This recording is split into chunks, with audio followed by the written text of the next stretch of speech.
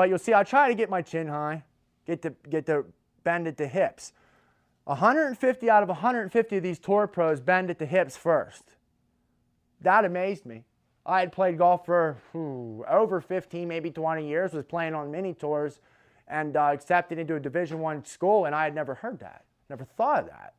So those pros all bend at the hips first, and you'll see this little ridge above my rear end and my back. That's called a dogtail. It's actually a yoga term, something they all do. I feel produces a lot of pressure off the lumbar, getting to the toes, something I have to accentuate every time due to the fact I did it wrong for 20 years. So I'm going to bend at the hips, kind of getting the butt out, get to the toes, and check my fist. As you'll feel, this club is a quarter inch too short for me, so I will look down a little bit. And you see how I put my chin lower, okay? Some people have it tucked in, where they're going to now turn, the shoulder hits the face, and they're going to sway way off the golf ball. I'll bring up the neck and chin here real quick to go back to a book called 5 Lessons written by Ben Hogan.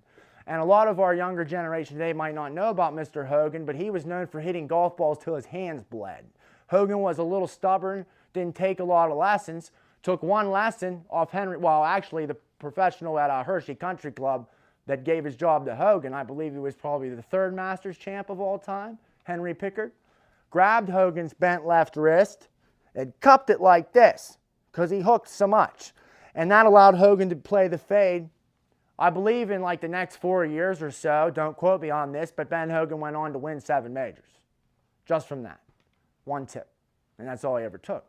So when I set up in front of David Ledbetter for the first time, I think I was on a skid where 6 weeks I didn't shoot over 70. And I was really hitting the ball good and confident for myself. And he looked at this and he literally said, garbage.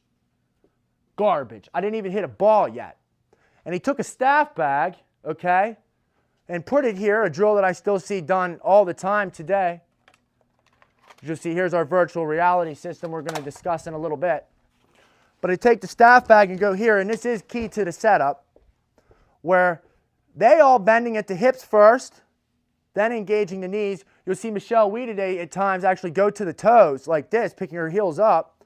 Then once the knees are bent, we're here. Then there'll be a fist away. So this will cover the fact that each club is a ½ inch apart.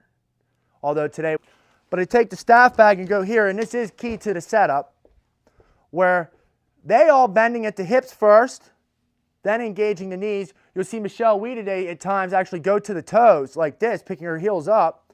Then once the knees are bent, we're here. Then there'll be a fist away. So this will cover the fact that each club is a ½ inch apart.